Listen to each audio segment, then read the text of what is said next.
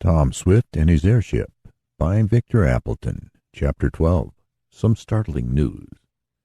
"Well, there they go," remarked Mrs. Baggert to Mr. Swift as she strained her eyes toward the sky, against the blue of which the airship was now only a large black ball. "Yes, and a fine start they made," replied the inventor. "I almost wish I had accompanied them, but I must not stop work on my submarine invention." "I do hope nothing will happen to them," went on the housekeeper. "I declare, though, I feel just as if something was going to happen."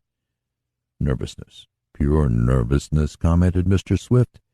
"Better take a little air. I suppose catnip tea would be good." "Catnip tea? The very idea!" exclaimed Mrs. Baggert. "That shows how much you know about nervousness, Mr. Swift." And she seemed a little indignant. Well, maybe catnip tea wouldn't be just the thing. But don't worry about Tom. I'm sure he can look after himself. As for Mr. Sharp, he has made too many ascensions to run into any unnecessary danger." "Nervous," went on the housekeeper, who seemed to resent this state being applied to her. "I'm sure I'm not half as nervous as that Mr. Damon. He gives me the fidgets." "Of course. Well, I must get back to my work," said the inventor. "Are you hurt, Eradicate?" he went on, as the man came back, driving Boomerang, who had been stopped just before reaching the road. "No, Mr. Swift, I ain't exactly damaged, but my feelin's am sure hurted." "How's that?" "Well, I thought I had growed strong in de night when I lifted that airship, but when I went to stop my mule I couldn't do it. He won't have no respect for me now." "Oh, I wouldn't let that worry me," commented Mr. Swift, and he explained to Eradicate how it was that he had so easily lifted the end of the buoyant ship, which weighed very little when filled with gas. The man proceeded with his work of whitewashing. The inventor was in his library, puzzling over tables of intricate figures, and Mrs. Baggert was in the kitchen, sighing occasionally as she thought of Tom, whom she loved almost as a son, high in the air, when two men came up the walk from the street and knocked at the side door. Mrs. Baggert, who answered their summons, was somewhat surprised to see Chief of Police Simpson and Constable Higby. "They probably came to see the airship start," she thought, "but they're too late." "Good morning, Mrs. Baggert," greeted the chief. "Is Mr. Swift and his son about this morning?" "Mr. Swift is in his library, but Tom is gone." "He'll be back, though, won't he?" asked Constable Higby quickly, anxiously, Mrs. Baggert thought. "Oh, yes," she replied. "He and—" "Just take us to see Mr. Swift," interrupted the chief, with a look of caution at his aide. "We'll explain matters to him." Wondering what could be the mission of the two officers, Mrs. Baggert led them to the library. "It's queer," she thought, "that they don't ask something about the airship. I suppose that was what they came for. But maybe it's about the mysterious men who robbed Mr. Swift." "Gentlemen, what can I do for you?" asked the inventor as he rose to greet the officials. "Mr. Swift,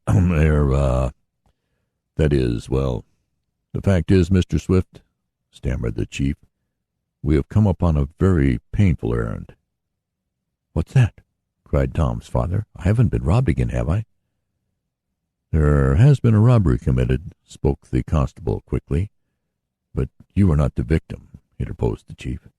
"I'm glad of that," said Mr. Swift. "Where's your son, Tom?" asked the head of the Shopton police force sharply. "What do you want with him?" inquired the inventor, struck by some strange tone in the other's voice. "Mr. Swift," went on the chief solemnly, "I said we came upon a very painful errand. It is painful, as I have known Tom since he was a little lad, but I must do my duty, no matter how painful it is. I have a warrant for the arrest of your son, Thomas Swift, and I have come to serve it. I need not tell you that it is your duty to give him up to us, the representatives of the law. I call upon you to produce your son." Mr. Swift staggered to his feet. "My son? You have come to arrest my son?" he stammered. The chief nodded grimly. "Upon what charge?" faltered the father. "On a charge of breaking into the Shopton National Bank last night and stealing from the vault $75,000 in currency." $75,000! Tom accused of robbing the bank, faltered Mr. Swift. "That is the charge, and we've come to arrest him," broke in Constable Higbee. "Where is he?" added the chief.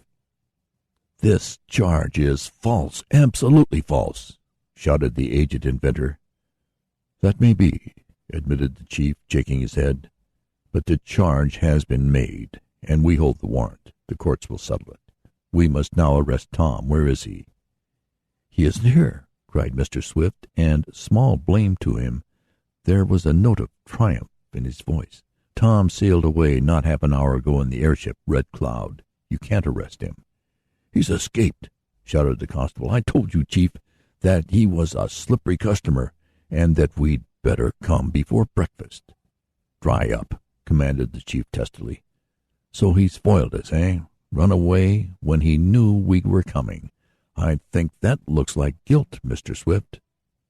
"Never," cried the inventor. "Tom would never think of robbing the bank. Besides, he has all the money he wants. The charge is preposterous. I demand to be confronted with the proof." "You shall be," answered Chief Simmons vindictively. "If you will come to the bank you can see the rifled vault, and hear the testimony of a witness who saw your son with burglar tools in his possession last night. We also have a warrant for Mr. Wakefield Damon. Do you know anything of him?" "He has gone with my son in the airship." "Ah, the two criminals with their booty have escaped together," cried the chief. "But we'll nab them if we have to scour the whole country. Come on, Higbee. Mr. Swift, if you will accompany me to the bank, I think I can give you all the proof you want." And the officials, followed by the amazed and grief-stricken inventor, left the house. End of chapter.